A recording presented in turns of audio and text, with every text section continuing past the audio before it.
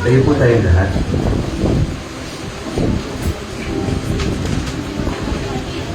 If you have your Bibles po, hopefully lagi natin dala. Magibuksan po sa aklat po ng Exodus. Buksan po natin sa chapter 17. Babasahin po natin starting verse 15 to 16.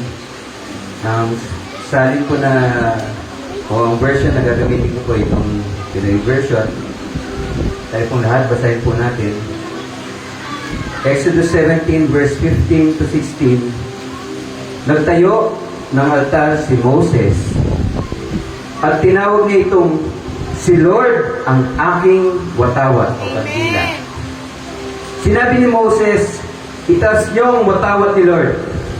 Forever nalalabanan ni Lord ang mga Amalekitan. Tayo pong lahat ay manalangin. Dakilang Diyos, aming Ama, tunay na ikaw ay dakila, walang kapantay.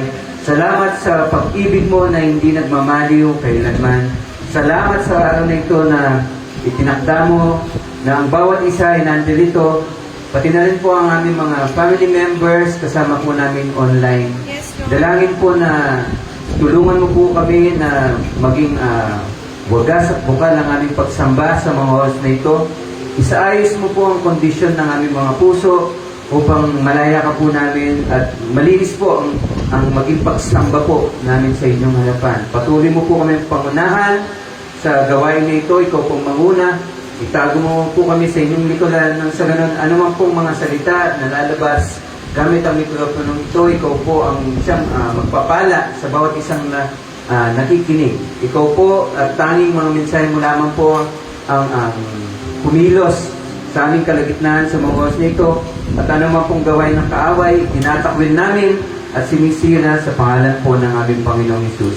Muli nagpapasalamat kami, Ama, sa lahat ng aming matututunan sa mga oras na ito mangyari, Panginoon. Patuloy po ang gagawin mong pagbibigay ng pagkakataon na mas makilala ka po namin sa pamamagitan po ng mga salitang iyong bibigay sa amin. Ganoon na din po sa mga bawat pagsubok, mga buhay o sitwasyon na nararanasan ng bawat isa. Patuloy ka pong kumilos at magpakilala sa aming kalagitnaan. Muli, binabalik po namin ang pasasalamat, binabalik po namin ang pagpupuri sa lahat ng ito sa pangalan po ng aming Panginoong Hesus. This we pray. Amen and amen. Pwede na po tayo mo po.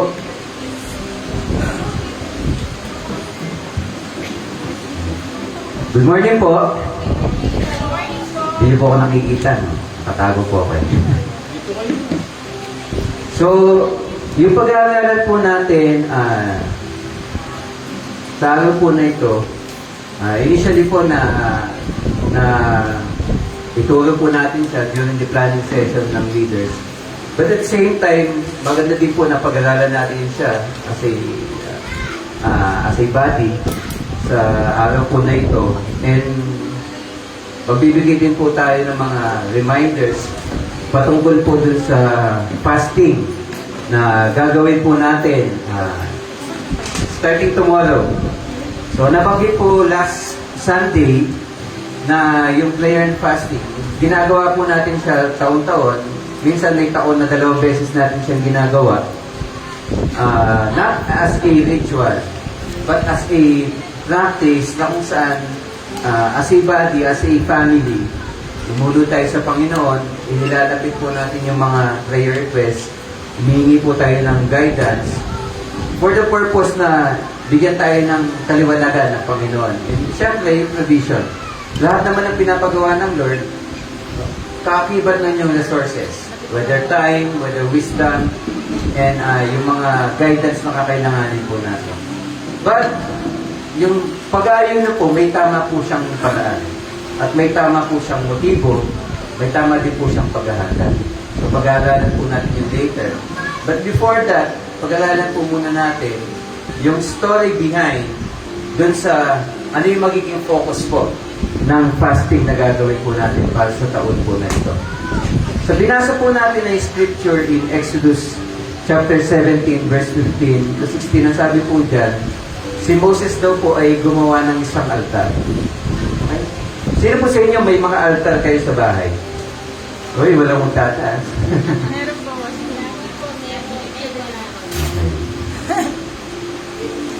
Minsan po, hindi naman po kailangan altar yung mga, may mga rebuto, hindi naman po yun.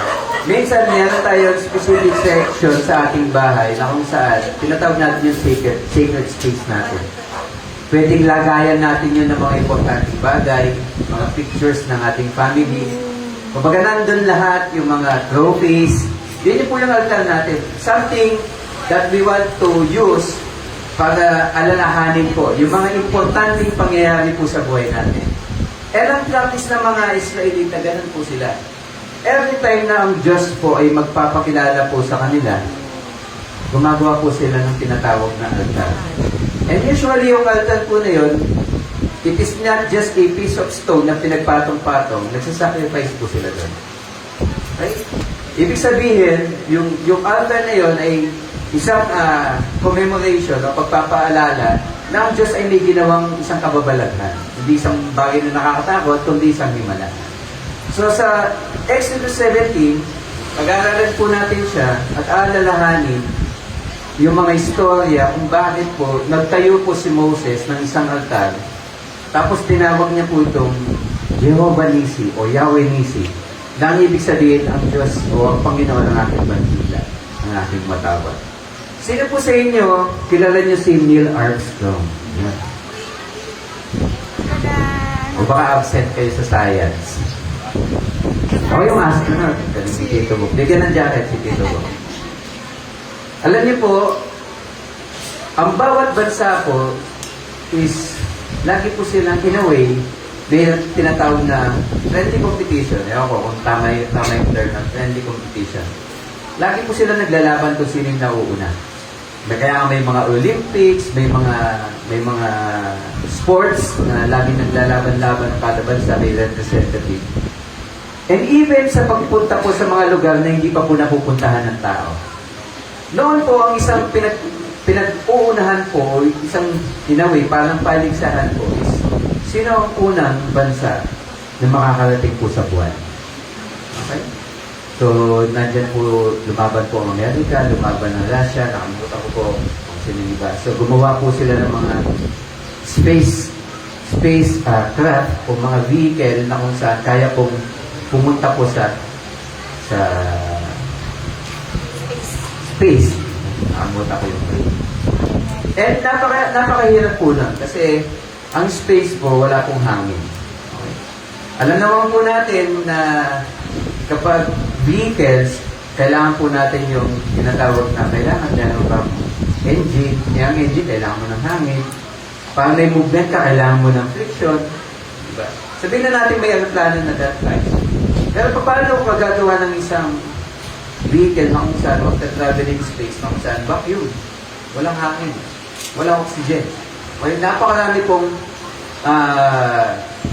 trial and error, mga pilot missions, ako saan, ang sinauna nga dyan, nagpadala muna sila ng unggoy. Okay, kung natatanda niyo yung science po ninyo. Pero dito sa paligsahan, kung sino ang unang makakapunta sa moon o sa buwan, based sa science po natin, ewan natin kung totoo, ang una daw pong nakapunta sa buwan ay ang bansang Pilipinas. Amerika. So, nung nakapunta ang Amerika, ano po yung pruweba na ginawa po niya? Baka hindi kayo nakikinig ko natin. So, nung ginawa ng Amerika para sabihin, ako ang nauna dito. Ako ang nag-dominate dito sa paligsahan na to. Ginagay po niya yung... So, ano po ba yung sinisimbolo ng bandila? Nauna kami dito. Yung sa paligsahan na to, we are the champion. We are the authority. Okay, paunahan, pagalingan, okay, pa-advance ng technology na una namin. Yun po yung sinisimbolo ng bandila. Pero kung tutuusin, yung bandila na yun is just a piece of cloth. Pero bakit every time na may nakataas na bandila, okay, may tinatawag na authority? Sino sa inyo nakapunta na kayo sa mga embahada ng iba't ibang bansa? Example, kukuha ka ng visa. Yes. Kukuha ka ng US visa. Yeah. Anong bandila nakataas doon? Bandila ng Pilipinas. At merong bandila, no? Nung bansa na Pilipinas. Pagpasok nyo ng embahada, for example, US Embassy, yung lupang tinatapakan nyo, is it the land of the Philippines o land ng USA? Nakapunta na po ba kayo sa US Embassy? Dito po ba sa Pilipinas? Sa Philippines? Di ba, pagpasok mo sa US Embassy, sa loob nun, lupa po ba yun ng Pilipinas o lupa yun ng Amerika? Philippines. Sinong nagsasabing lupa yun ng Pilipinas? Kasi, pagpunta mo sa May Pasay, di ba? Oh, may award. Sige. Masasalamat. Pagpasok mo sa US Embassy sa May Pasay, kaninong lupa yun? Lupa ng Pilipinas, lupa ng Amerika? Ala. Pilipinas.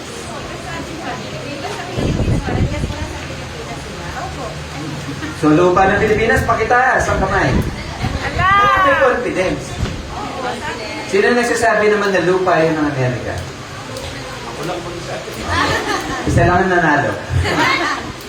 Pag sinabi ko pong lupa, may ownership ka, may authority ka. Tama? Pag nasa loob ka ng embahada ng isang bansa, kung sino po yung bandilang nakataas doon, authority mo. Kaya hindi mo pwedeng i-exercise na, Pilipino ako, gagawin ko kung anong gusto ko sa loob ng embahada. Hindi. Kailangan mo sumunod dun sa batas po nung embassy po na yan. Kaya po anong ginagawa ng mga refugee, for example, isa akong Amerikano, gumawa ako ng mali dito sa Pilipinas, tumakbo ako, pinapasok ako sa loob ng embassy. Pwede ba ang PNP? Hindi, papasukin niya kami, huhulihin namin yan. Hindi pwede yun. Papasok ka na sa jurisdiction o sa boundaries ng Amerika. Ang governing rules po sa loob ng embassy na yon ay Amerika. Dahil ang nakatas na bandila ay Amerika. Kaya po ano pong ginagawa?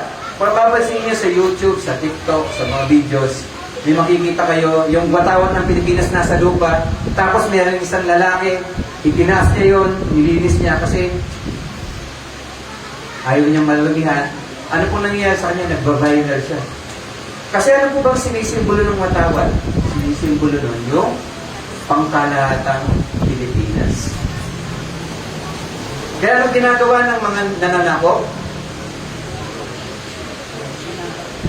Pag sinakop nila itong bansa, anong itinataas nilang bandila? Bandila po nila. Sa inyo, mahilig kayo manood dati ng Peter Pan.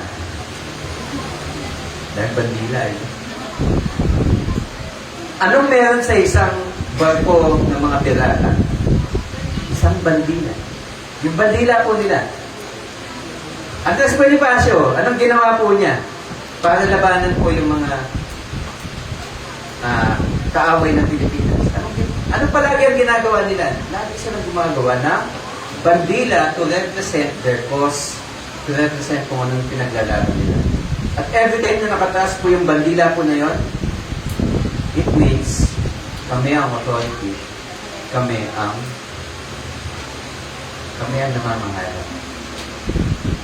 Dalawang bansa naglaban, sino yung natirang bandila? Siya po yung panalo. Ganun po ka-importante yung bandila. Ngayon, sa istorya po na ating binasa, sinabi ni Moses, sa itanayo po niya ng altar, ang Panginoon ang aking nangangahulugan po kung sabihin niya na Yahweh Nisi, ang Panginoon ang aking bandila. Ibig sabihin, my victory, my authority, my dominion is the Lord. So ano man pong pagsubok ang dinadaanan nila that time, nung itinayo niya po ang bandila ng ating Panginoon, it means the Lord is in, sisimula sa letter C, control. The battle belongs to the Lord. Ngayon kung may pagsubok ka, babalikan mo ngayon yung mga pagsubok mo. Kaninong bandila nakataas? Makikita niyo po yan kung ano po yung palagi kong minimeditate. Pero ako, hindi ko lang po gagawin. Ilang taong po nang pinagpipray ka dito pa din. Sinong bandila nakataas pag ganun po yung attitude ng ating mga puso? It's a question of perspective. Everything na dumadaan sa ating buhay na pinahihintulutan ng ating Panginoon. Sino ang in control? Ang Lord. Pero bakit hindi natin nakikita yung katagumpayan ng mga pangyayaring yon sa ating buhay? It's because yung bandilang itinatayo po natin ay mali. Kung ganun po pala ka-importante po yung bandila, which means dominion. Pag sinabing dominion, governing a certain domain. Pag sinabi pong domain, nasasakupan. Kaya po pag sinabing kingdom o kingdom, king domain, king's domain, lahat ng boundary na nasasakupan po ng hari na yun, siya in control. Ano man sabihin po niya, siya in control. Nagiging batas. Kaya pag sinabing kingdom of God, okay, mapabilang sa kaharian ng ating Panginoon, ibig sabihin, ikaw, kung nasan ka ngayon, ikaw mismo bilang tao, pati kung ano man ang ginagalawan mo, sakop yun ng Panginoon. May problema ka, sakop pa din yun ng Panginoon. May blessings ka, sakop pa din yun ng Panginoon. Everything that you have, na tingin mo, control mo, hindi mo control, domain siya ng ating Panginoon. When you understand the word domain. At kapag nagtayo ka ng bandila, it means, okay, kung ano man pong sinisimbolo ng bandila po na yon, it means, the one governing, yung domain po na yon, is in control. Kaya nung itinayo po ni Moses po yung altar, it is a foundation, itinayo po niya yung pangalan ng ating Panginoon doon. Imagine niyo po, parang siya nagtayo ng isang bandila. Na yung bandila na yon, nire-represent niya, sa altar na to, itinatas ko ang aking Panginoon. Sapagkat siya ang aking bandila. Ngayon, babalikan po natin yan doon sa story po ng mga ang pangalan nila? Sisimula sa letter I? Israelites. Israelites. Ay, Diyos. Sa Exodus 3, kung natatandaan niyo po, ang Lord po, hindi naman po siya bigay. Okay, kahit basahin niyo po sa mga Psalms, dinidescribe ang Lord na hindi naman malayo. Ang nagpapalayo sa Kanya, in a way, na hindi niya nadidinig po yung panaghoy o pananalangin ng kanyang mga anak. It is when kung saan, nangyayari lang po yung kapag yung mga tao po ay gumagawa po ng sin. Even sa mga magulang, kapag yung mga anak po nila hindi nakikinig, laging sumusuway. Di ba every time na magsasalita sila may hingin, hindi din natin pinapansin. Okay? Yun po yung, in a way, medyo malapit na paglalarawan.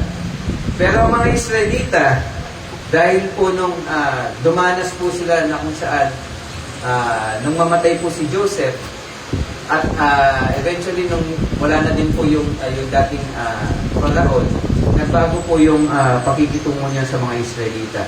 Hanggang yung mga Israelite eventually naging mga alipin po sila. Okay?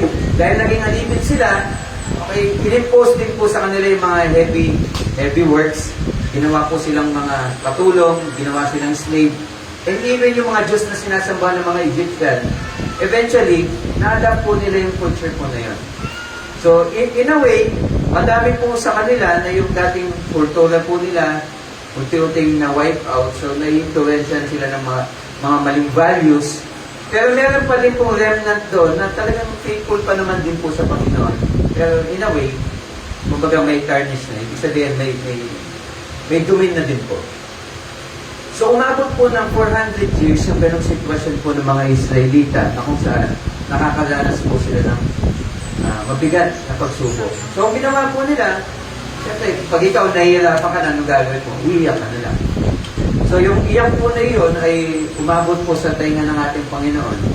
At sabi niya, gagawa siya ng paraan, siya po ay bababa at ililigtas ang kanyang bayang pinili. So, sa pamamagitan po nitong taong nagngangalang, letter M? Moses. Michael Jordan. Moses. Okay. Si Moses po, okay, ibig sabihin, draw out, yung ibig sabihin, from the many, pinili po itong taong ito. He was raised up in the family of the Pharaoh. Okay? So, nakuha niya yung tamang edukasyon. Nakuha niya yung tamang wisdom, tamang skills. But eventually, siya po ay, nakita niya po yung pagmamalupit ng kanyang mga Egyptians. May napatay po siya. At sa takot po na siya po ay balikan po ng Pharaoh dahil tumakas na lang po. Naging shepherd po siya, nakapangasawa siya. And dumating yung time na isasakatuparan na po ng Diyos yung pagliligtas niya para sa Israel. Inuulit ko lang po yung kwento. Pero pwede niyo pong basahin yung Exodus. Okay. So si Moses ngayon, pinagtagpo siya ng Lord doon sa tinatawag na burning bush. Okay? Sabihin niya po parang halaman po yun. Pero itong halaman na to, nag-aapoy po siya. Pero hindi po natutupok ng apoy yung mismong halaman po na yun. So, in a way, na-curious siya.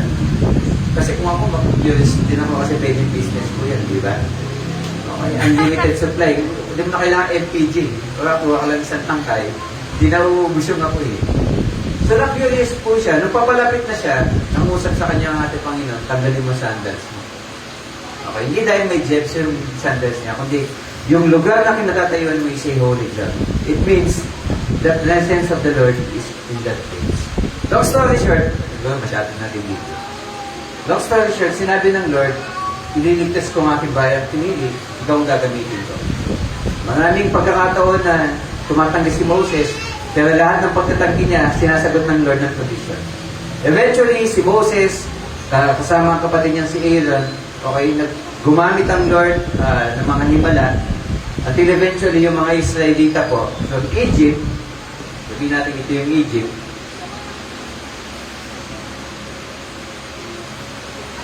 Egypt, tama po ba? Okay? Gumamit ang Lord ng mga plagues. Okay. Para ipakita ng Diyos yung kadakilaan niya. And eventually, pinahintulutan ng Paraon na yung mga Israelita po ay lumabas na ng Egypt at pumunta na dun sa bayang o sa lugar na pinangako ng Lord sa kanila. Yung tinatawag na lupang pangako.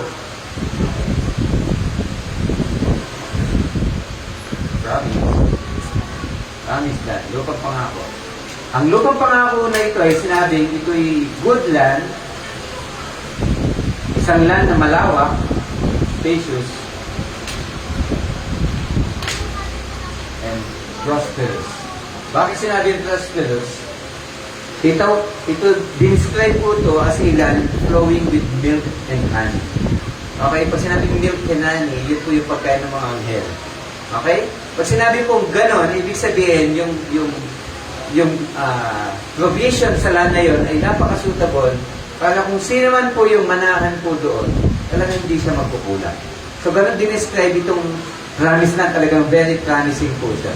So, kung ikaw, galing ka sa paghihirap, pinangakuhan ka na makapunta doon, you say something na kung saan, isang pag-asa na very promising.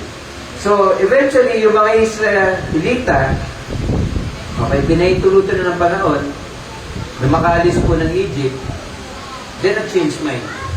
Tama po, natatanda yung story. Nag-change mind. Sabi na panahon, hindi, habulin niyo sila. So, mawawalan tayo ng slave. Paano natin itatayo yung mga structures na kailangan natin kung wala na tayong mga slave. So, yung mga chariots po ng Egypt talagang hinahabol po sila. Napakarami po nun. At eventually, yung mga Israelita, umabot po sila dito sa tinatawag na Red Sea. Bakit sa tinawag na Red Sea? Dahil po red. Tama ba? Hindi. Okay. It is a land na kung saan, it is the sea na kung saan maraming tinatawag na red. Uri po yan ng halaman. Okay. Red Sea. Okay? Pero yung pagkakasali niya eventually, naging dagat na pula. Okay?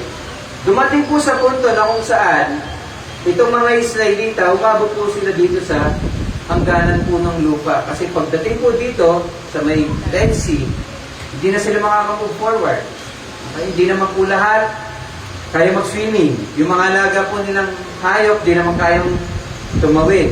Hindi naman nila maalalayan. So, hindi rin po sila makabalik, all because itong mga Egyptian army papalapit na. So, ano po sitwasyon po nila? Para po silang kalamansi. Dali po ba yung kalamansi? Pag hiniwa mo po, may squeeze sila. Pero every time ang isang bagay, ini-squeeze mo, lumalabas yung core niya. Lalabas kung ano yung talagang essence mo. Kaya kung ang tao, ang Diyos pinahintulutan niya yung tao na umabot dun sa mga moments na kung saan nai-squeeze siya. Testing of faith po yun. Okay? Sabi mo, pasensyoso ka, pag tinest ka ng patience, bibigyan ka ng isang pagsubok na kung saan talaga ba patient ka. Okay? I-squeeze ka ng Lord na kung saan lalabas talaga kung ano talaga yung core mo. Kaya may tinatawag tayong core values. Ano ba talaga yung nasa loob mo? Kasi kung ano yung nasa loob mo, pag dumanas ka ng pagsubok, yun yung lalabas. Every time na i-squeeze ka, kung sino yung totoong ikaw, okay, lalabas. Madali kasing pikihin lahat eh. Ay gusto niyo pong maging John Lennon ako, ayaw ko. Pero kung in-squeeze mo ako, lalabas yung tunay na ako. Okay? Kaya kung may mga tao na tinatry na i-portray ang certain image, pero pag dumating sa pagkakataon na nai-squeeze sila, lumalabas yung tunay nilang pagkatao. Sa puntong ito, nai-squeeze po yung mga Israelita. Okay? Ay na lang. Nai-squeeze yung mga Israelita sapagkat hindi sila pwedeng mag-move back, magiging slave sila ulit. Hindi sila pwedeng mag-move forward. Malulunod po sila. So, anong ginamit ng Panginoon para makatawid po sila? Kung kayo po, anong gagawin niyo? Balik na lang eh, di ba? Wala na tayong pag-asa eh. Hindi naman tayo makakatakas. Pag ano po tayo sa problema, suko na lang. Bahala na si Batman, okay? Bahala na si Lord. Kung Kristiyano ko, bahala na si Lord. Uupo ka na lang, mananalangin na hindi ka mapapahama. Wala na Lord eh. Hangganan na ako eh. Pero anong ginawa po ni Moses bilang leader na ginagamit ng ating Panginoon? Tumayo po siya sa harapan po ng Red Sea. At ang ginawa po niya, itinas po niya yung tungkod. Ano po ba yung tungkod na yun? Di ba yun yung ginagamit niya si shepherd? Pero yung rod na yun, it represents a scepter. Sabi niya po, scepter.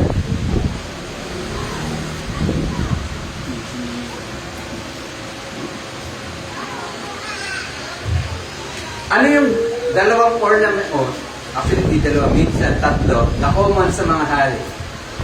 Pag makakita kayo ng hari, usually meron silang Crown.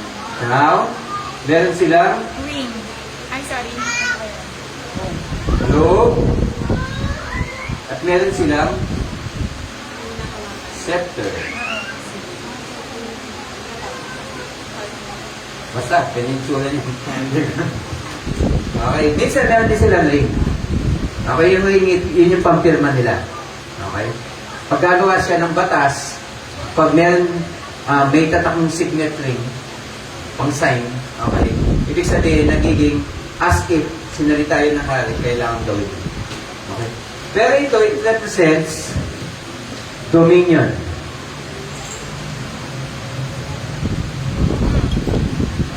Authority.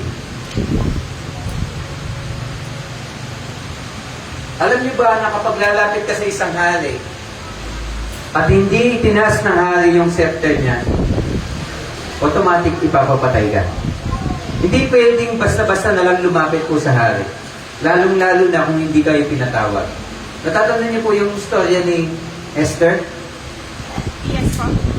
Kahit asawa na siya ng hari, hindi siya basta-basta pwedeng lumapit. Kaya nung paglapit niya, anong ginawa po ng hari? He raised the scepter, ibig sabihin, pinahihintulutan ko, I am giving authority, makalapit. Ngayon, itong scepter na to, okay, papansinin nyo, si Moses, meron siyang hawak na same scepter. Pero yung scepter na to, hindi siya in the shape na kung saan gawa po sa bronze o ginto. It is in the form of a rod po ng isang shepherd. Kasi isa po siyang shepherd. Okay? Ngayon, ano pong essence nun?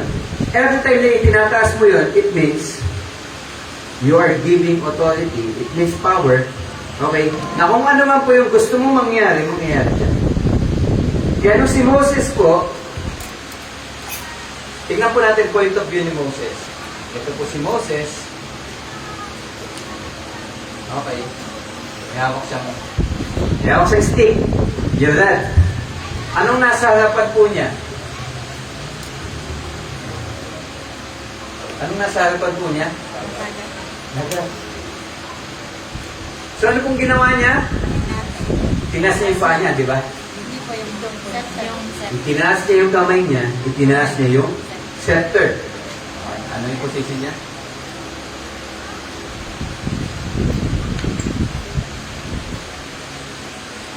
Nung itinaas po niya yon, ano pong ginawa ng ilog? Ay, yung dagat. Sabihin natin na kita niya yung ilalim. Yung dagat, itinaas din po niya yung kamay niya. Dahil nabipicture out niyo po, nagkaroon daw po ng space in between the water.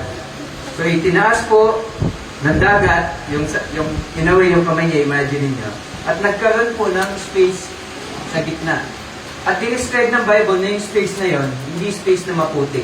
It is a dry ground. May exam. Nung nagkaroon po ng dry ground, ano pong ginawa ng mga Israelita?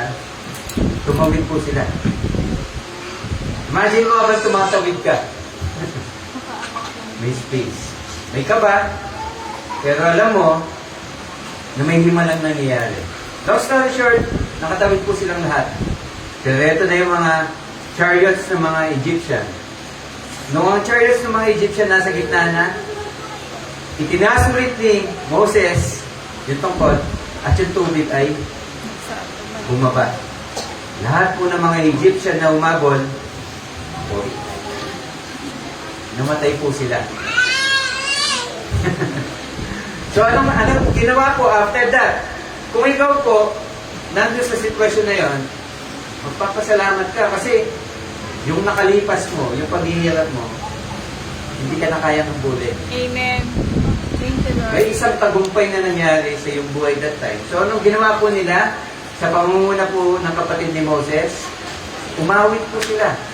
Kung pinasa niyo yung Exodus. Okay? Inalaran nila yung ginawa ng Panginoon. Pero hindi pa sila nakakalayo. Nagreklamo na. Diba, ganun tayo? Kakatulong lang ng Lord sa atin. Dumanas lang ng konting problema. Nakakalimutan mo na lahat ng ginawa ng Lord. Tago doon, Jollibee. Hindi na natuto. Okay? Hindi na natuto. Kasi, nauuhaw ka, syempre. Kung malayo ang journey mo, kahit na gano'ng kadaming tubig, sabihin mo isang gano'n ng liquid mo na tubig, kung malayo naman ang journey mo, mauubos din po yun. Okay? Siyempre, papainumin mo din yung mga lagang mong hayop. Alangan naman di mo pa inumin, mamamatay. Naubos po agad ang tubig, at yung napuntahan nilang lugar na kung saan may tubig nga, mapait. Long story short, gumawa na naman ng imalang Lord. Okay, tumamis yung tubig. Bagong problema na naman, wala na silang makain. Long story short, nagpaulan ng tinapay ang Lord. Sana all, no? Di na kontento si tinapay. Kalni naman, nagpaulan ng quail. Wala na naman tubig. Nakikita niyo po, paulit-ulit po, na every time dumadanas po sila ng pagsubok, ang lagi bukang bibig po nila, inilibas mo kami sa Egypto, papatayin mo lang kami sa desierto. Mabuti pa nung nasa Egypt kami, nahihirapan kami, pero hindi kami nagugutom. Imagine mo yun, sabihin mo yun sa Diyos. Sinasabi nila, totoo, kay Moses, but who is Moses? Moses represents God. Sa yung representative ng Panginoon on behalf of the Israelites. At pag nagre-reklamo ka kay Moses, isa siya nagre-reklamo ko sa Panginoon. Kasi hawak-hawak ni Moses yung scepter. Okay? Kaya pong ginagawa ni Moses, lumalapit siya sa Diyos kung anong gagawin. Okay? Sabi, at titigas ng ulo. Okay? Hindi na sila natuto. Yung last po, bago sa istorya, ang haba ng introduction ng next facility. Nauuhaw na naman sila. Nauuhaw na naman po sila. So, nasabi, papatayin mo ba kami? Nilabas mo kami ng Egypt, papatayin mo kami sa disyerto. hindi kami, nauuhaw na kami, kailangan namin ng tubig. Sabi ng Diyos kay Moses, hampasin mo yung bato. At pag hampas po niya dun sa bato, lumabas po yung tubig.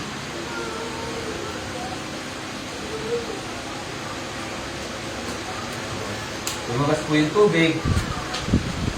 At meron po silang may inom na. Okay? Dahil po sa pangyayari niyan, may ibang grupo na kung saan nagka-interest po doon sa lugarin po na yun. Isa po doon sa nakatira po doon ay yung mga tinatawag po natin na Amalekita. Okay? Pinamumunuan po sila ni Amalek.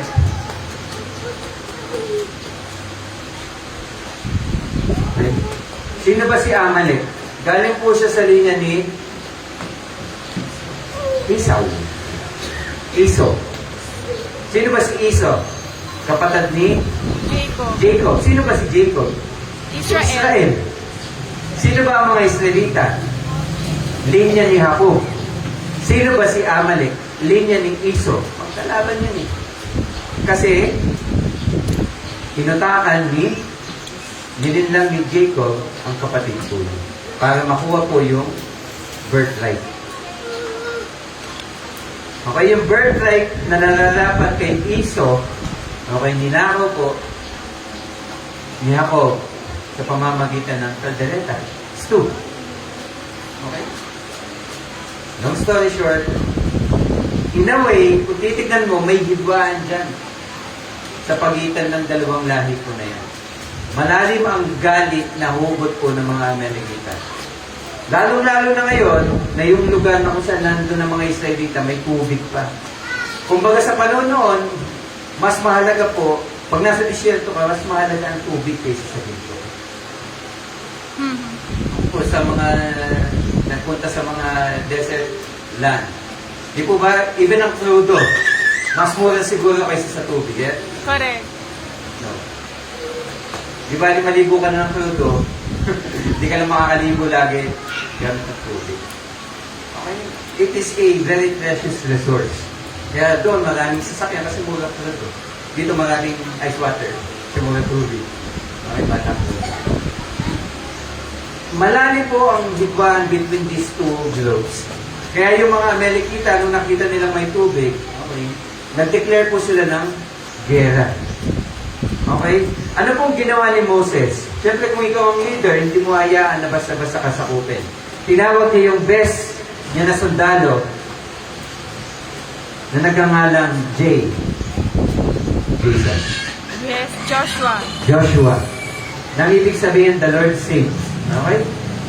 Sabi ni Moses kay Joshua, pumili ka ng mga able men. Ibig sabihin, yung may mga kakayahang makipaglaban. Makipaglaban kayo, labanan niyo sila. Kaming tatlo, nila Aaron, nila Aaron, ni Hur. Aakit kami sa itaas ng bundok at itataas ko tong rod. Okay? Habang nakikipaglaban. In short, ano pong sinasabi po ni Moses?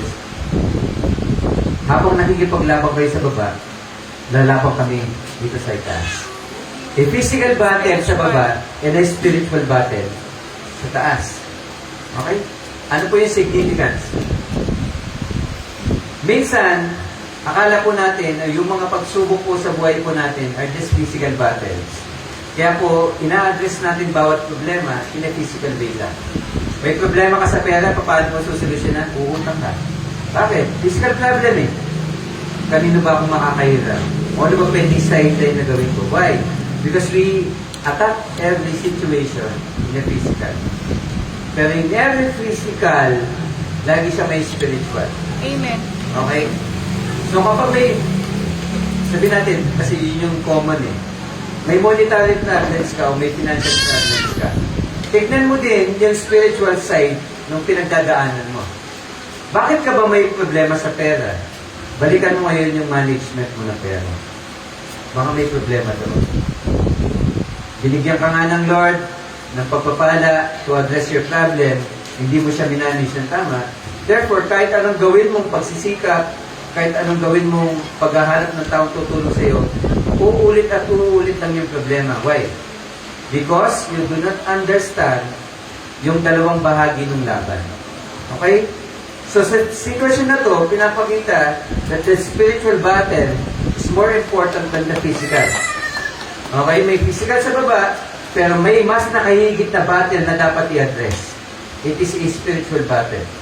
Sino ba itong nilalabanan ng mga Amalekita?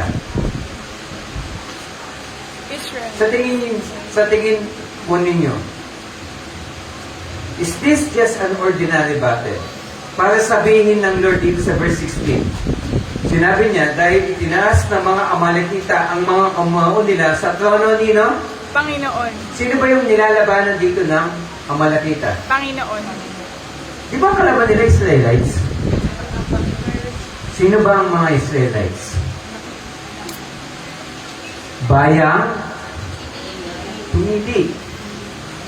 So, ibig sabihin, pag pinili sila ng Panginoon, sino man po ang kumante sa kanila o lumaban po sa kanila, it is as if nilalabanan po nila ang Panginoon. Ganon din po sa isang mananampalataya. Pag sinabi mong mananampalataya ka, sino man lumaban sa iyo na hindi makatalo ng paraan, sino po yung nilalabanan nila? Ang battle sa Lord. Pero siyempre may action na gagawin. Kaya sa storya dito, may physical action na ginagawa, but at the same time, may spiritual action na dapat na mangyari. Okay? Umakyat po yung tatlong tao na sina Moses, si Aaron at si Hur to do the spiritual battle. And true enough, inulit na naman po kasi yung first battle, it is a battle between Egypt and the Lord. Ano po yung naging ending? Patay na. Di ba? Umulit pa ba? Hindi na. Ngayon, meron na namang isang grupo na lalaban sa Panginoon. Ito mga Amalekita. Okay? Round 2, kumbaga. Ito yung susunod na battle. Kasi yung mga challenges nila na hindi makainom, hindi makakain, malit na pagsubok yun eh. Kaya nung uulitin ng Panginoon, isang laban na naman kung talagang natuto sila. Kasi kung natuto sila sa Red Sea, alam na nila yung gagawin. Okay? At tingnan natin kung papasa po sila sa example. Okay? Habang itinataas po ni Moses, pansinin nyo dito, itinaas ni Moses yung tungkod, nahati po yung dagat, nakatawid po sila. Ginamit po ni Moses, same process, itinaas po niya yung tungkod, at every time na itinataas niya po yung tungkod, anong nangyayari sa baba? Nananalo. Nananalo po yung mga Israelita. Imagine mo, may switch, para ka nanonood ng movie. Sige, pustahan tayo ha. Sino mananalo dito? Pag sinabi ng kalaban mo, Amalekita, itataas mo yung switch at nananalo ko. Bayad ka, panalo. Ulit. Sino mananalo dito? Israelites, bababa mo yung switch. Nananalo yung Amalekita. Why? Because by raising the staff, para po siyang switch. Tataas ang switch, bababa ang switch. Every time na itinataas, nananalo po yung Israelites. Pero syempre, nangangawit po dyan, nangangalig din po si Moses. At every time na ibababa niya yung kamay dahil sa pagod, nananalo po yung mga Amalekites. At sinabi po sa istorya, inabot po ng paglubog po ng araw. Imagine mo po yung battle. Okay? Gusto niyo po, mula sa oras na ito, itaas niyo po yung kamay niyo hanggang mamayang service. Matapos ang service, tignan natin kung sino po yung matibay. Mangangalig po kayo. Paano po yung naramdaman at naranasan po ni Moses? Napakahirap. Okay? Kaya ano pong ginawa nila, Aaron at Hur? Kasi nung una, ano lang po sila meron? Viewer. Ano yun? Nakikipanood. Ano ba nangyayari? Pag tinataas ni Moses, nananalo tayo. Pag na ibababa naman yan, natatalo tayo. Alam mo. Alam tayo ng bato, paupuin muna natin si Moses at bitbitin natin yung dalawang kamay niya nang sa ganon, manatiling nakatas yung kamay. And true enough, natapos po yung laban, nanalo po yung mga Israelita. May bato daw po dyan, nakaupo si Moses,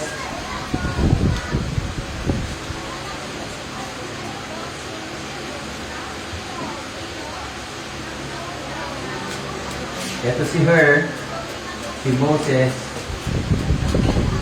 Ito naman po si Aaron. Okay. Nabibicture out niyo po? Nakaupo sa bato. Sorry. Nakaupo sa bato si Moses. Binibit-bit po yung dalawa po niyang kamay. In a way, ano po yung nabipicture out po ninyo?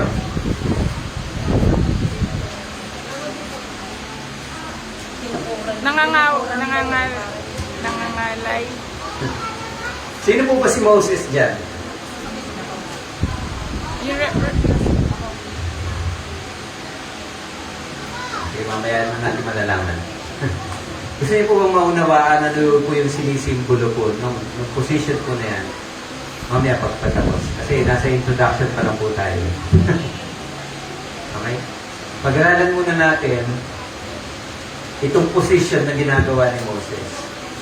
Sa taong 2025, ito po yung year ng 5785 sa mga Hebreo. Okay? Iba po yung calendar year po nila. Sa atin, 2025, pag susulat natin yung taon na ito. Sa taon po nila, ito po yung taong 5785. And next. Han.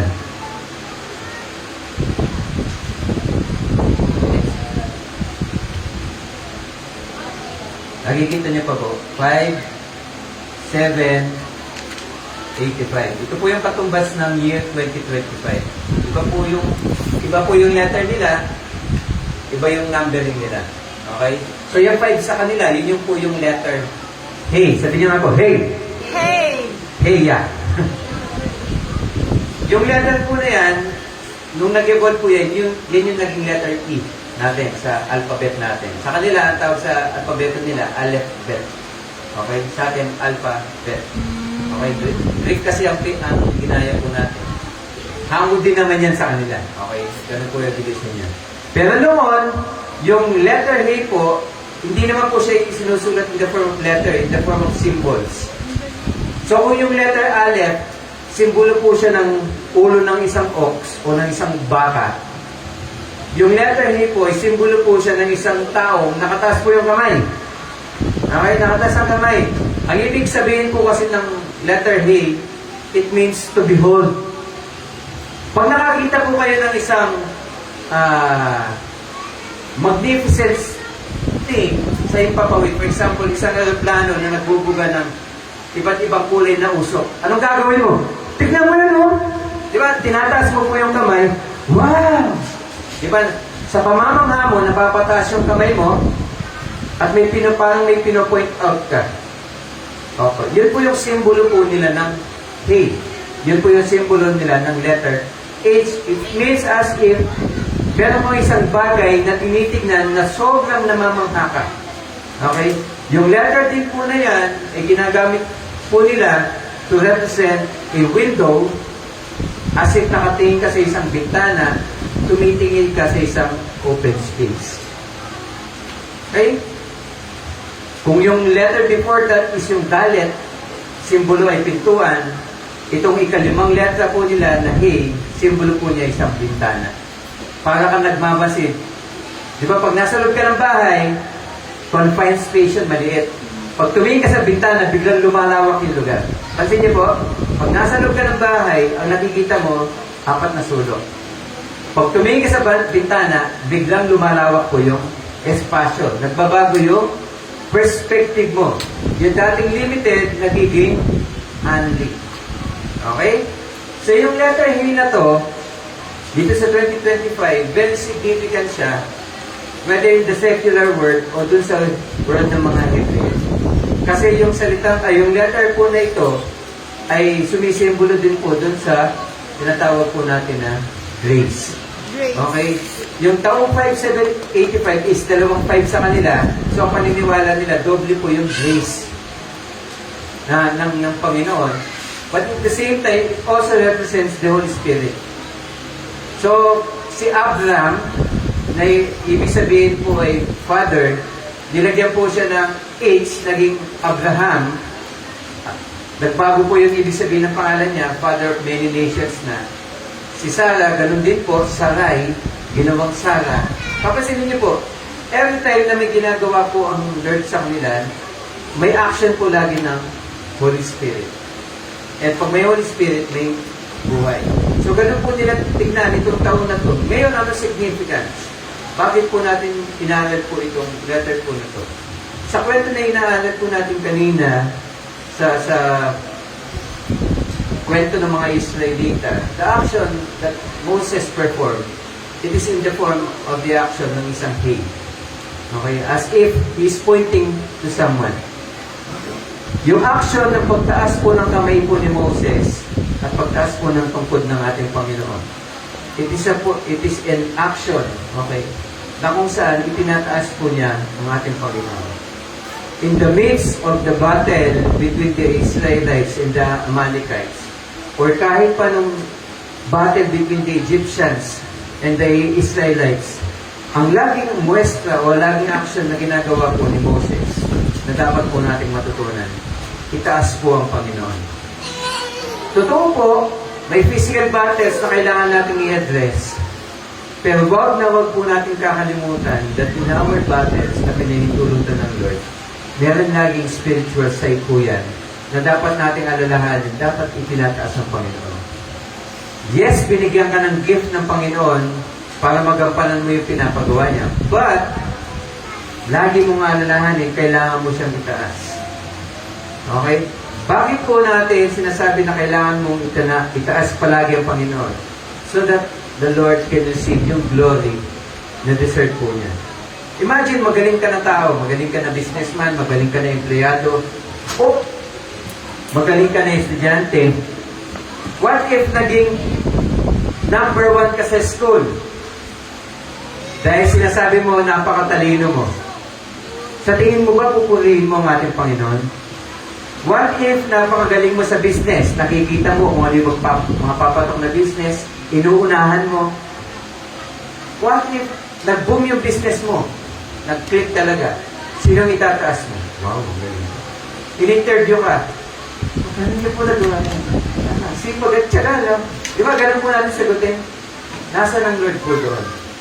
Every time that we address situations in life na may kakayahan po tayo, may tendency po tayo na may isang tabi po ang Panginoon. Whether small or big challenges, okay, lagi po natin ibalik sa Panginoon po. Lagi natin itaas yung bandilan. Okay? Hindi pwedeng, ba't po kayo naging matagumpay? Kasi, pinaghirapan ko yan. Nagsimula kami na mahirap, nagsikap ako, nagtyaga ako, talagang dugot pawis ang ipinuhunan ko. Ano po ginagawa mo nun? Kikita mo tong bandila na to? Ang sinisimbolo ng bandila na to ay yung dugot pawis na pinuhunan ko, kaya kami nagtagumpay. Kaninong bandila ang nakataas? Bandila po natin. Ang itinuturo ng story na to is we must change the perspective. Okay? Kasi when we look into a perspective outside of us, okay, kailangan nating alalahanin kung sino talagang in control sa domain na tinitignan natin. It is the Lord. Kaya yung hay, na parang nakatingin ka sa isang bintana, isang pagpapaalala po siya na meron mo isang something magnificent na tinitignan at hindi ikaw yun. At dapat yung nakikita mo na yun is yung totoong naghahari. Is the King forever. Okay? Na magpakailanman maghahari. At kaninong bandila dapat ang nakikita mo at itinataas mo? Bandila po niya. Okay? Naunawaan po, yung 5 days prayer and fasting na gaganapin po ng church will dwell on this story. Okay? Nalaman niyo na po yung story na to, pero basahin niyo po, at habang binabasa niyo, imagine niyo po, kayo po yung Israelita. At yung mga pagsubok na dinadaanan niyo po, tignan po natin paano natin in-address. Ano yung mga pagkakataon na naging matagumpay, ano yung mga pagkakataon na hindi tayo nagtagumpay, ano yung mga pagsubok na umuulit-ulit. Kasi mga keys po yan mga signs na kung saan baka hindi mo pa natututunan yung lesson. Kaya ka umuulit na parang umiikot ka sa wilderness. Okay? Napaka-importante na tingnan natin na sa bawat pangyayaring iyon, kaninong bandila ang itinataas natin. Kung bandila po natin, naaasa po tayo sa sarili natin. Kakayahan, kalakasan, at mga diskarte. Pero kapag bandila ng Panginoon, ang pinagtutulungan natin tulad ng tatlong umakyat po ng bundok. Okay? Pag Lord talagang itinataas natin, wala pong nagiging imposible. At very important po yun na matutunan ng bawat isa. Kasi as a church, hindi pwedeng leader po ang kumikilos lang. Hindi po ba? Kailangan yung buong body. Yun po yung essence po ng dalawang gumawa ng kaparaanan para tulungan po si Moses.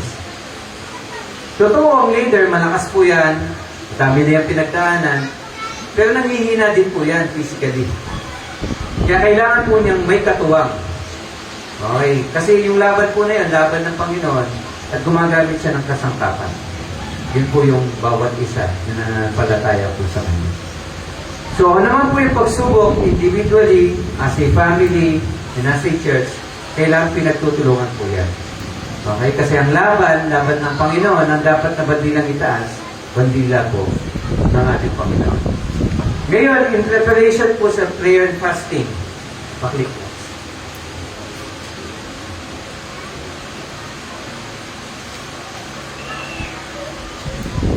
Okay?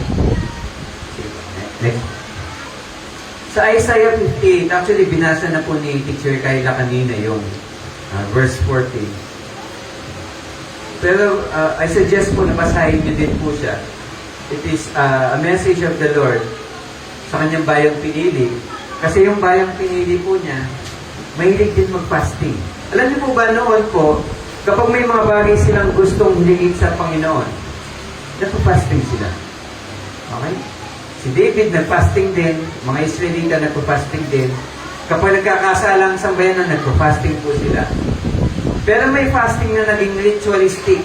As sinabi ng Panginoon, sa tingin niyo ba, natutuwa ako sa pagpa-fasting ninyo? Okay? Ewan kung nabasa niyo yung sa Luke, ginamit ni Jesus Christ yung isang storya, may dalawang nagpa-fasting, isang Pariseo, isang tax collector. Yung Pariseo sabi niya, Lord, pakinggan mo itong panalangin ko. Pakinggan mo itong panalangin ko sapagkat ako ay nagpa-fasting. Nagkakalog din ako, Lord. Kaya nararapat lang na pakinggan mo ko. Hindi tulad nito, tax collector, itong makasalanan na to.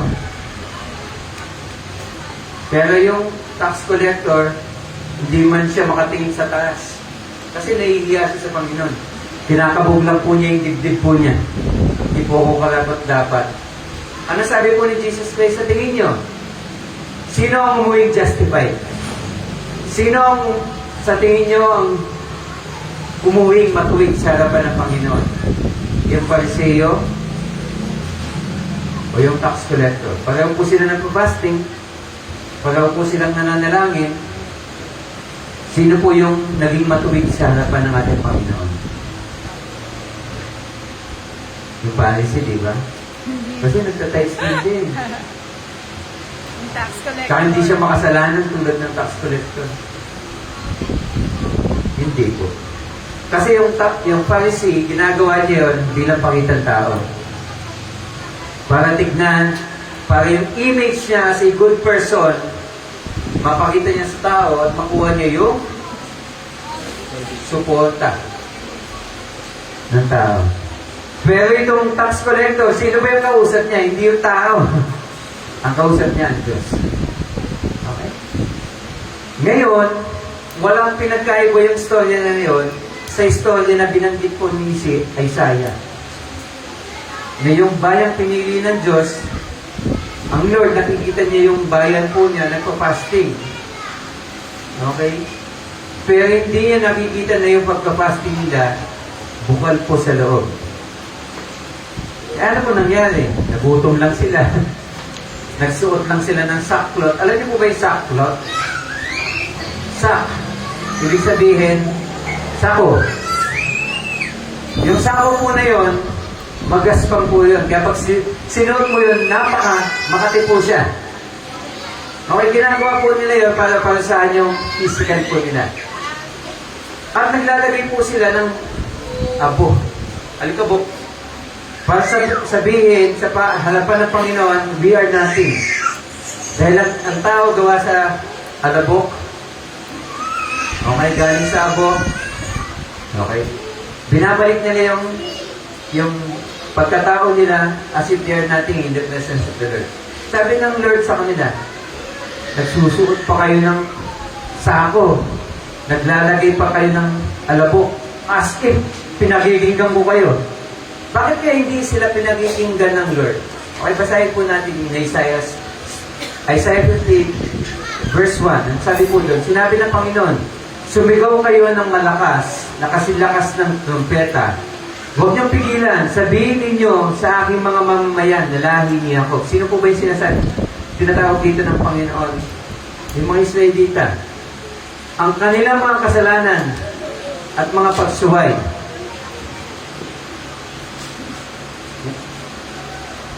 Verse 2, dumudulog sila sa akin araw-araw. Ano pong ibig sabihin ng dumudulog? They're praying. Sino po dito mahilig kayo manalangin? Amen.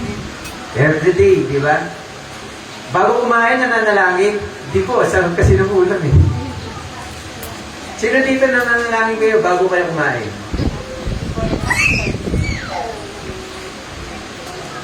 Totoo?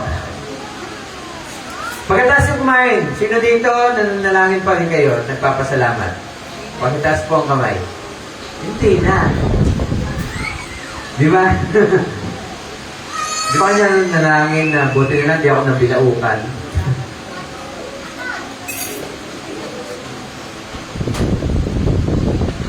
Sa lahat ng pagkakataon, nagpapasalamat kayo. Sabi po dito, dumudulog sila sa akin araw-araw. Okay, dinidescribe ng Lord yung bayang pinili niya as if they are prayerful. Para daw po silang mga mahilig manalangin na mamamayan.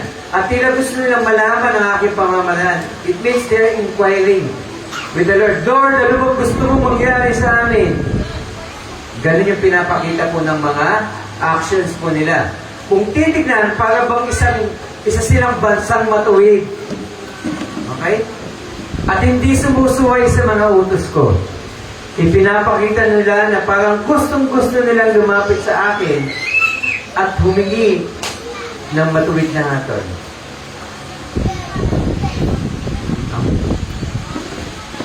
Next po. Basahin ko na lang po dito. Verse 3.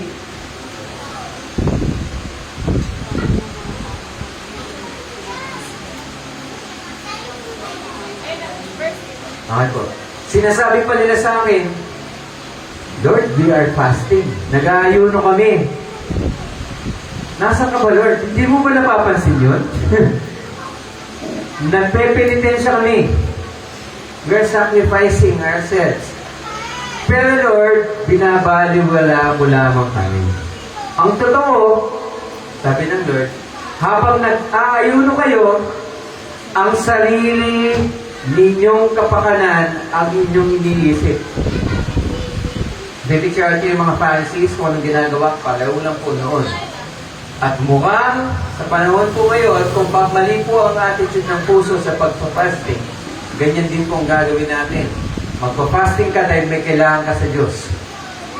Hindi dahil gusto mong makilala ang Diyos, hindi dahil gusto mong marinig kung anong gusto niya talagang sabihin, kundi dahil may gusto ka lang hingin at ipinipilit mo yung gusto mo na ibigay sa iyo. Ang totoo, habang nag-aayuno kayo, ang sarili ninyong kapakanan, ang inyong iniisip, inaapin ninyo ang inyong mga manggagawa. Imagine niyo po, nagpa-fasting sila, pero the way they treat yung kanilang kapwa, as if parang wala silang kapwa. Next, verse 4, nag-aayuno nga kayo, pero nag-aaway-away naman kayo, nagtatalo, nagsusuntukan. Huwag ninyong isipin na ang ginagawa ninyong pag-aayuno ngayon ay makakatulong para digin ko yung dalangin. Kita nyo, fasting is a way nang sa ganun yung panalangin po natin, Para siyang booster.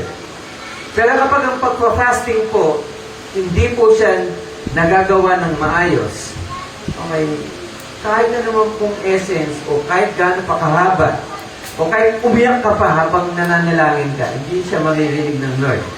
Dahil yung vehicle na tinatawag natin na fasting, mali po yung pamamaraan. Sabi ng Lord, dito sa mga examples na binasa po natin, they are fasting, yes. Pero yung fasting nila, mali yung motive. Kasi ang motive nila, sarili nilang kapakanan. At the same time, yung pagpa-fasting nila, hindi nagmamanifest in the good behavior sa pamamagitan ng pakikitungo nila sa kapwa. Lumalapit ka nga sa Diyos. Yung kapwa mo naman, hindi nakikita yung paglapit mo sa Diyos. Kasi, inaaway mo, inaalipusta mo, nagigipagtalo ka, nagigipag-away ka. So, ano pong essence po nun? Hindi makita ng Diyos, hindi makita ng tao, yung Diyos na tinatawag mo. In short, yung kapwa mo nga, hindi nakikita yung tunay na ikaw. Sa palagay mo ba, madidinig din kita? Hindi ka totoo sa sarili mo, ba't ka lalapit sa akin? Isa akong Diyos na banal. Pero punong-puno ka ng karunihan. Why?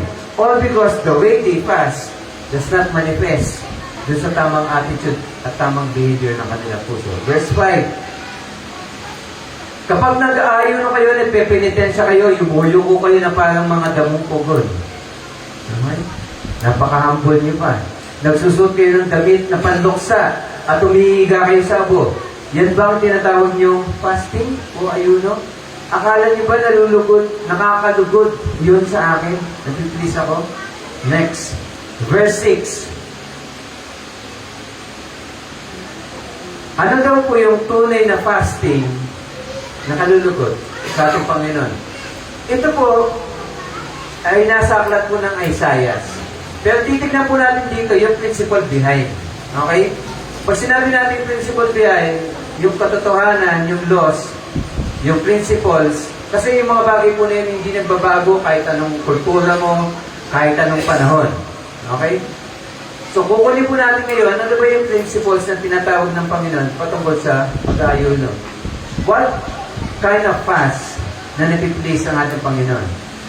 Verse 6, ang ayunong makapagpapalugod sa akin, sabi ng Lord, ay ang ayunong may kasamang matuwid na pag-uugali. Ulitin po natin, yung fasting daw po na nalulugod ng Diyos ay isang uri ng fasting na may kasamang matuwid na pag-uugali.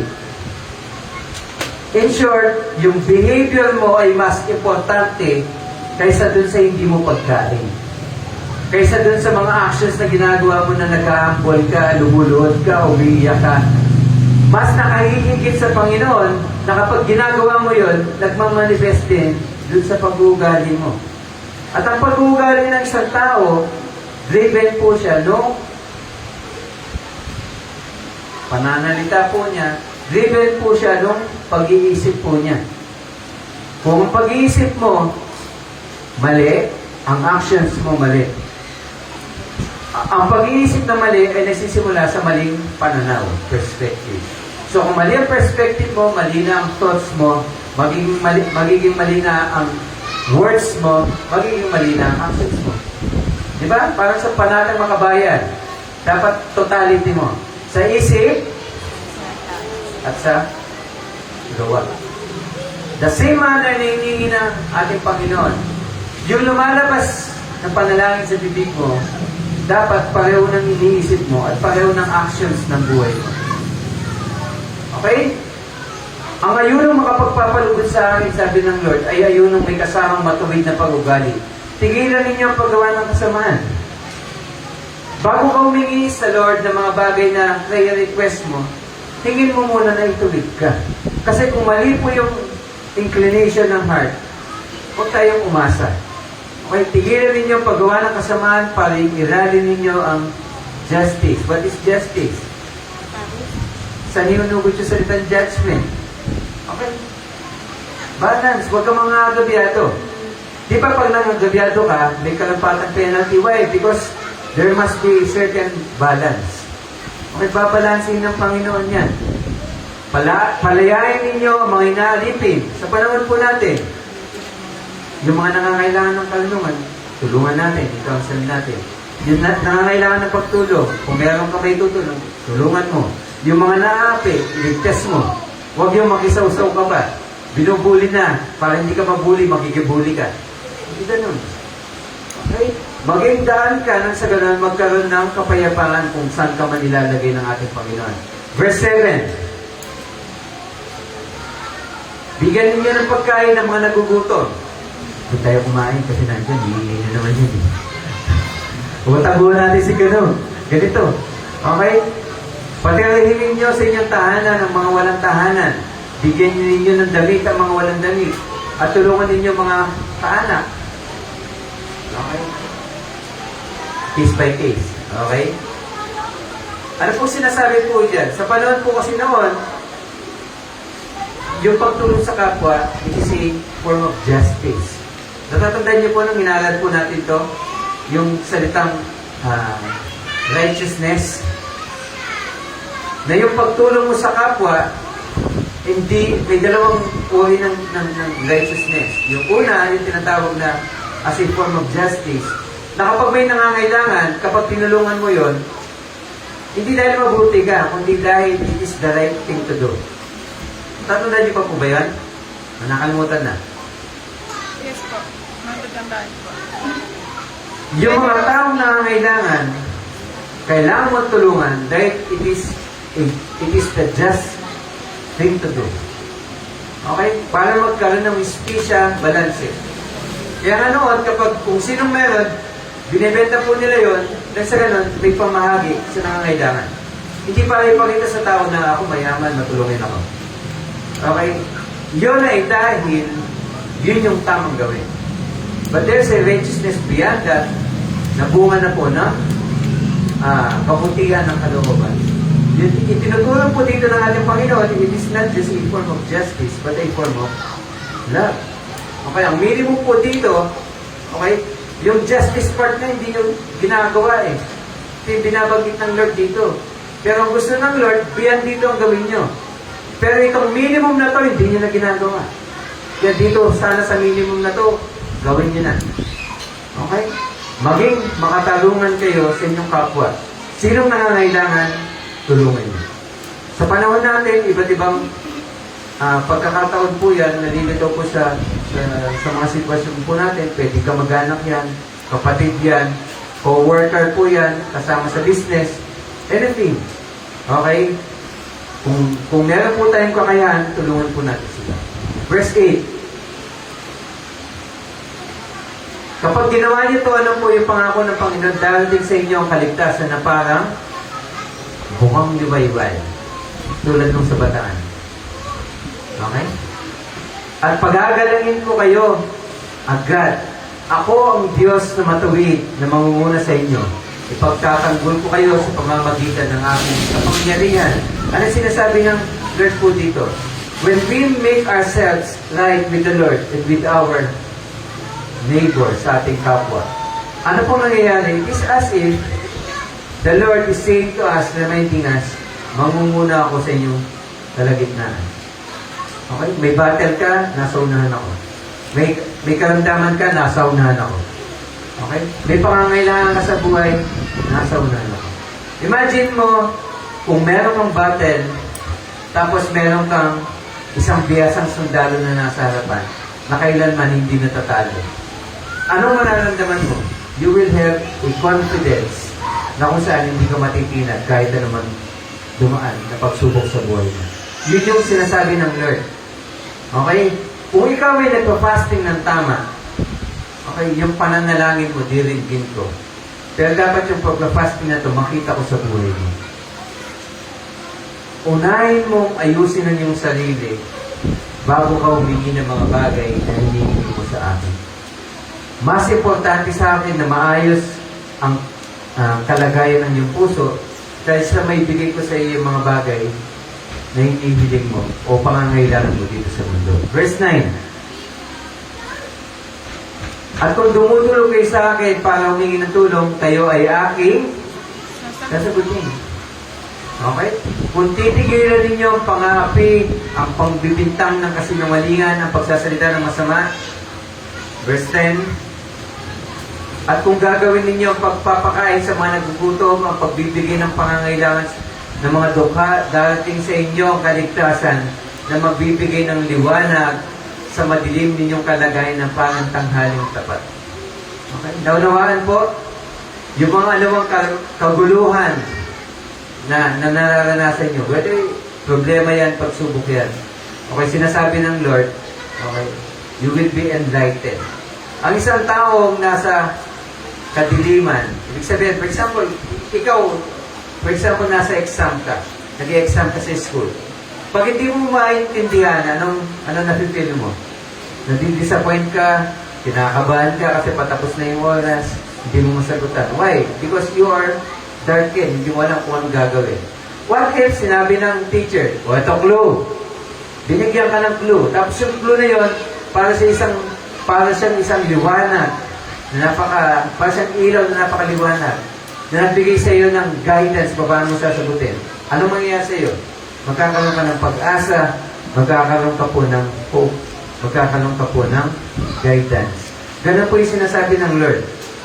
Kapag ginawa mo yung fasting ng tama, pakikinggan mo yung panalangin mo, at makikinig ako sa iyo, at kikilos ako sa iyong kalagitnaan, na parang isang liwanag sa anumang kadiliman na nararanasan mo. Para akong isang liwanag tulad ng isang tanghaling tapat. Naunaan niyo po ba yung sabihin ng tulad ng tanghaling tapat? Kung hindi po, maganda po kayo na lumiwanag ng todo yung araw, alas 12, tapos lumabas po kayo, tapos magdilag kayo. Yun po yung tinatawag na tanghaling tapat. Okay? Ibig sabihin, napakaliwanag noon na kung anumang kadiliman na nararanasan mo, anumang kaguluhan na na-experience mo, okay? Mapapalitan yun ng wisdom na galing sa Panginoon. Palagi po kayong papatnubayan, guidance, at bubusugin, provision, kahit na mahirap ang kalagayan ninyo. Palalakasin ko kayo, strength, at kayo magiging parang halamang sagana sa tubig at parang bukal na hindi nawawalan ng tubig. Gospels. Okay? Ibig sabihin, kahit anumang seasons ng buhay, biglang dumating ang bagyo, matatakot ka ba kung meron kang grocery sa loob ng bahay mo? Matatakot ka ba kung yung bahay mo ay matibay? Imagine niyo po, yun yung provision ng Lord. Matibay na tahanan, safe yung family mo, well provided yung pangangailangan nyo. Mawala ng kuryente, may generator ka. Sa tingin mo ba matatakot ka? Hindi, may confidence. Pero kapag dadaan ka sa pagsubok, tapos wala ka isasain. O kaya may exam ka, hindi ka nag-review. Alam mo yun, yung lumilinaw yung mata mo. Kapag nag-exam ka, yung vision mo hindi na 2020, 100, 100 na. Kahit nasa loob mo, nakikita mo yung sagot nila. Okay? Why? Kasi nandun ka doon sa state na kung saan desperate ka na. Pero kapag ang Lord ang nangunguna sa buhay mo, tulad na sinasabi dito, na prosperity, hindi lang po yun yung pinansyal. Pwedeng karunungan kasi kailangan mo, pwedeng kagalingan ng kailangan mo. Pag binibigay sa iyo ng ating Panginoon, wala kang anumang halinlangan. Example, pag-ibig. Sa mag-asawa po yan, kailangan ng pag-ibig sa isa't isa. What if hindi mo nararamdaman yung pag-ibig sa asawa mo? Malulungkot ka na, di ba?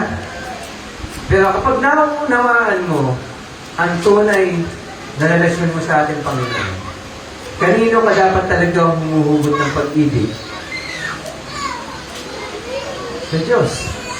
Kaya nga, bawat mananampalataya, anong ginagawa ng Diyos, ikinakasal po sa Kanya. Para paalalahanin tayo na nakipag-isa tayo sa Kanya at kailanman hindi na tayo mag-iisa. Kung ang Diyos ang source mo ng pag-ibig, kailanman hindi ka na mawawalan ng pag-ibig. Hindi mo na naman love sa asawa mo, ibig sabihin, pag ganon, okay, ilapit mo yun sa Panginoon.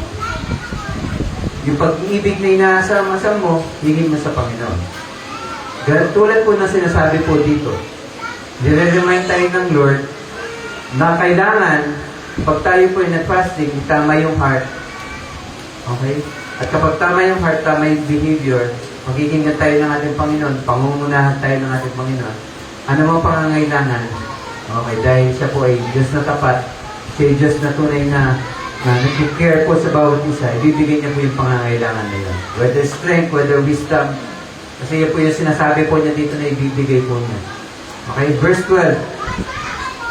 Muli itatayo ng inyong mga lahi, yung mga lungsod, ninyong matagal ng wasak at ayusin nila ang dating mga pundasyon. Even relationships. Kung kukunin natin yung principle na to, okay, at ilalagay sa panahon po natin. Even those things na sa tingin natin wasak na, okay, kayang buuin po yan ng ating Panginoon. Okay? Makikilala kayo ng mga taong taga-ayos ng kanilang mga ibang pader at mga bahay. In short, anything na kung saan wala ng pag-asa, wala ng hope, wasak na, kayang buuin siya ng ating Panginoon. Even mga situations na sa ating buhay, natingin natin na wala ng pag-asa, kaya gawa yan ng Lord ng bagong istorya. Okay? Basta tama po yung attitude ng heart natin pag tayo po yung fasting. Verse 13. Alalahanin ninyo ang Sabbath day, ang araw ng pamamahinga. Huwag ninyong iisipin ang pansarili ninyong kapakanan sa natatanging araw na yon. Ipagdiwang ninyo ang araw ng pamamahinga at parangalin ninyo ito sa pamamagitan ng pagpipigil sa sarili ninyong kagustuhan at kaligayahan at pagtigil sa pagsasalita ng walang kabuluhan. Okay, verse 14. Verse 14. Kapag ginawa ninyo ito, magiging maligaya kayo sa inyong paglilingkod sa akin. Pararangalan ko kayo sa buong mundo. Pasasaganahin kong aning ninyo na inyong minana sa inyong nilunong si Jacob. Mangyayari nga ito dahil sinabi ng Panginoon. Verse 15. Gumawa si Moses after po na yung Isaiah, yung dulo ng Isaiah,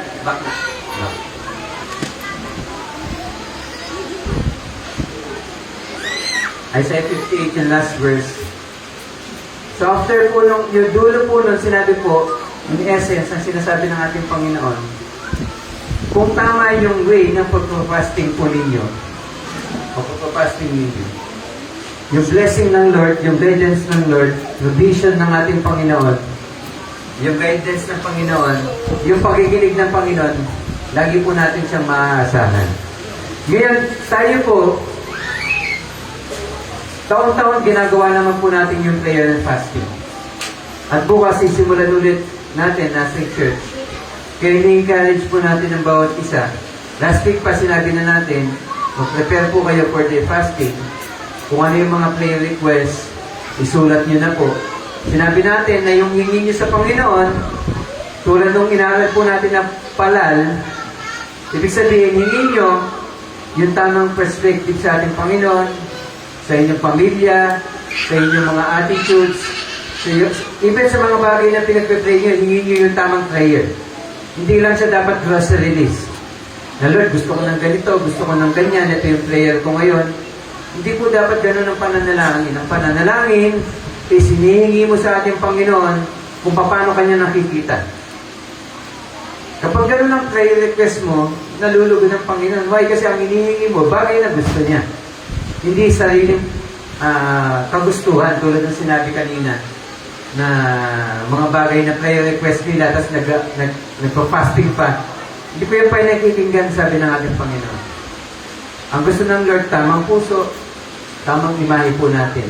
At hindi na natin kailangan hingin pa kasi siya mismo, kapag nalugod siya, nag-bless siya. Nakita niyo po si Solomon. Ano ba ang hiningi ni Solomon? Hindi gaya ng ibang hari.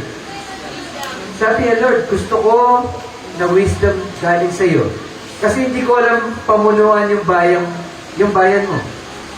Ano sinabi ni Scripture? Lubos na nalugod ang Panginoon.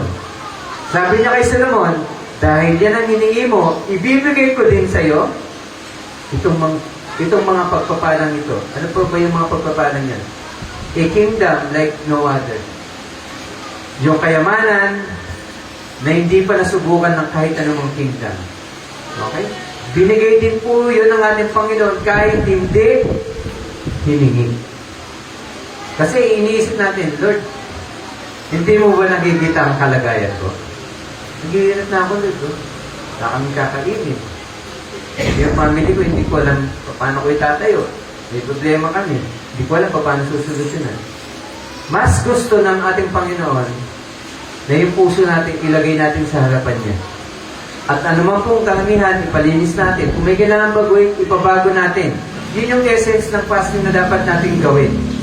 Okay? Mabago po yung pananaw natin sa mga bagay na mali.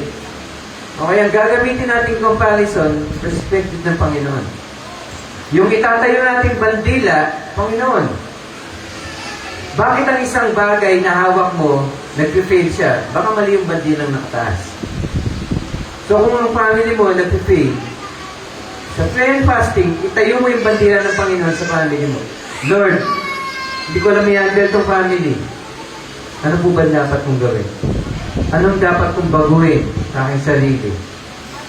Okay, kasi hindi ko mababago kapwa ako eh. Pero anong dapat kong baguhin sa aking sarili? Kung meron kang gagawin sa aming pamilya, unahin mo sa akin, Lord. Nasa work ka, Lord, nahihirapan ako sa trabaho. Itayo mo yung bandila ng Panginoon. The Lord should be in control. May business ka na hindi mo kayang i-handle kasi napakahirap mag-business niyan. Itayo mo po yung bandila ng Panginoon. Okay? Every time na ginagawa po natin yon, ano po nangyayari? Yung problema mo lumiliit. Ang Diyos lumalaki sa kalagitnaan. Yung bagay na limited ka before, nagiging spacious lang siya. Yung bagay na wala kang influence before, nagiging influential ka. Why? Dahil pagtama na po yung bandila na nakatusok, okay, nagiging panatag po yung kalooban. Dahil yung battle mo ngayon, hindi na battle mo. Battle na po siya ng Panginoon. Kanina, pinutol po natin yung story, sabi natin, ano yung simbolo na kung saan si Moses, inupo po nila sa isang pader, sa isang bato. Okay? Tapos itinaas po yung dalawang kamay po niya. Nag-build po sila ng isang altar. At itinayo nila ang Panginoon. Sa panahon po natin, yun po yung tinatawag natin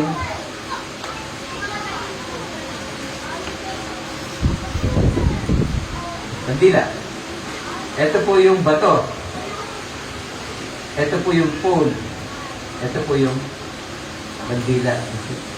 In a way, imagine niyo po si Moses representing yung bandila ng ating Panginoon. Itinusok po siya sa isang matibay na pundasyon. Ibig sabihin ng rock, a good foundation. Kailanman po, anuman pong dumaan, hindi yan magigiba, hindi yan matitinan. In short, it is a way of saying, itong battle na to, magpakailanman ng Diyos ang mananalo. Ngayon, may battle ka na dadaanan, okay, pwedeng may kakayahan ka, pwedeng manalo ka. Pero kung di mo natututunan ng lesson, uulit siya. Ano po ba yung way para matutunan na ang lesson na yun? Kailangan, ang itusok mo na bandila. Ano yung bandila? Madaling sabihin. Pero makikita niyo po yan sa prayer and fasting. Hingin niyo sa Panginoon, Lord, ano ba yung problema ko na umuulit-ulit? It is a sign na mali ang nakatusok na bandila. Okay? Sana mag-participate po ang bawat isa sa dating po na prayer and fasting. Yung sa mga kailangan po ng manual, I think mamaya, pasulat niyo po yung name niyo para makapag-print po. Nasira na po yung mga printer. But at the same time, kung gusto niyo naman po ng soft copy, may soft copy na po tayo.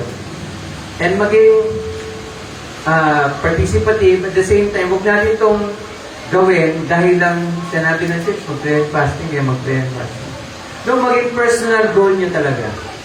na, Lord, sisimula na tatapusin ko itong taon na to, na tinatama mo yung perspective ko. Kasi kung gusto mo talaga na yung na ang ating Panginoon makakilos siyang malaya sa buhay mo, kailangan maging humble enough po tayo na baguhin na tayo ng ating Panginoon ayon po dun sa imahe na nakikita niya po sa atin. Kasi if not, lagi lang tayo may battle eh. At yung battle na yon, yung pagsubok at the same time, battle natin sa ating Panginoon. Imagine mo, kalaban mo mismo ang Panginoon. Kasi nga, hindi yung bagay na dapat mong gawin at dapat na i-prioritize mo yung ginagawa mo. Okay? Tayo pong lahat ay tumayo at manalangin.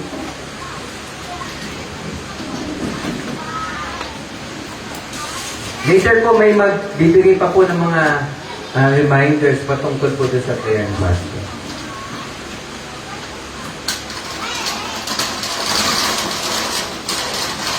Okay, let us pray po.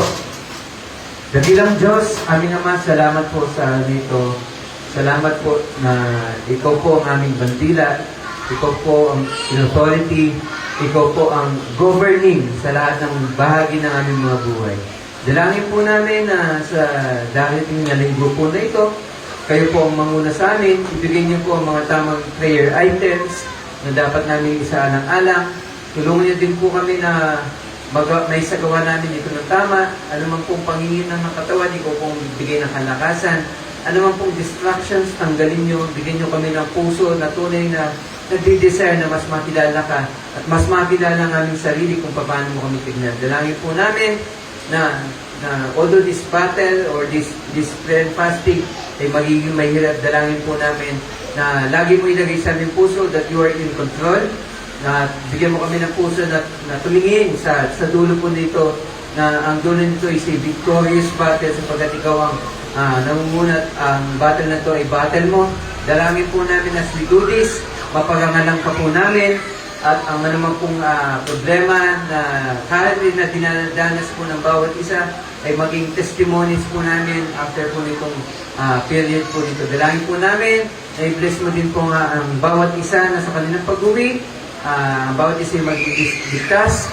Ano man pong natutunan namin, maging channel kami so that people na dadalhin sa aming kalagitnaan ay makilala ka din po sa pamamagitan ng mensaheng ito. At ano man pong gawa namin kamay, pagpalayan niyo po kami.